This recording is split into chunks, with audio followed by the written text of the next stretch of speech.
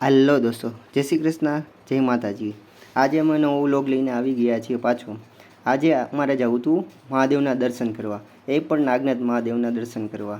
આજે મારી વાઈફે કીધું મને કે આજે આપણે નાગનાથ મહાદેવની આરતીનો લાભ લઈએ, કારણ કે શ્રાવણ મહિના દરમિયાન એક કોઈ વાર પણ નાગનાથ મહાદેવની આરતી લીધેલ નહોતી। તો અમે ઘરેથી બાઇક લઈને નીકળી ગયા અને પહોંચી ગયા મોટા પુલ ઉપર।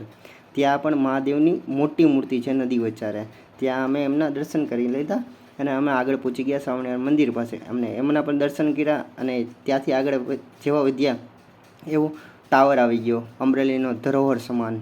ત્યાંથી સંત મૂળદાસ બાપુનું મંદિર આવ્યું અને ત્યાં અમે પહોંચી ગયા નાગનાથ મહાદેવ। નાગનાથ મહાદેવની સામે એક્ઝેક્ટ સામે હનુમાનજીની બહુ મોટી મૂર્તિ છે, એમના દર્શન કરીને અમે પ્રવેશ લીધો નાગનાથ મહાદેવની અંદર, મંદિર અંદર, અને ત્યાં નંદીજીના દર્શન કર્યા અને પછી આગળ મહાદેવની મૂર્તિના દર્શન કર્યા, મતલબ શિવલિંગના દર્શન કર્યા। કારણ કે અમરેલીમાં એક જ મોટું મંદિર છે નાગનાથ મહાદેવનું, ત્યાં બધા લોકો આવીને દર્શન કરતા હોય છે। પછી અમે પ્રદક્ષિણા કરી, જે લોકો જળાભિષેક કરે તેમને જે જળ નીકળે નંદીજીના મુખમાંથી એ અમે માથે ચડાવીને આખી પ્રદક્ષિણા પૂરી કરી, મેં અને મારી વાઈફ બંને, ઠીક।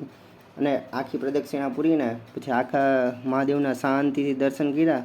ત્યારે ટ્રાફિક નહોતું એટલે શાંતિથી દર્શન કરવાનો લાભ મળી ગયો। પછી અમે આગળ બીજા પણ મંદિર છે ત્યાં ગાયત્રી માતાજીનું, મહાદેવનું અને ગણપતિજીનું, ત્યાં બધી જગ્યાએ દર્શન કર્યા અને ત્યાં અમે બેઠા।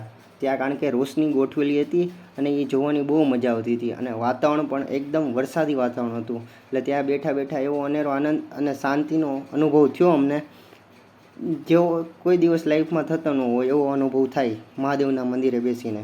પછી ત્યાં અમારે આરતીનો લાભ લેવો હતો એટલે અમે આરતીનો આરતી ચાલુ થઈ ગઈ।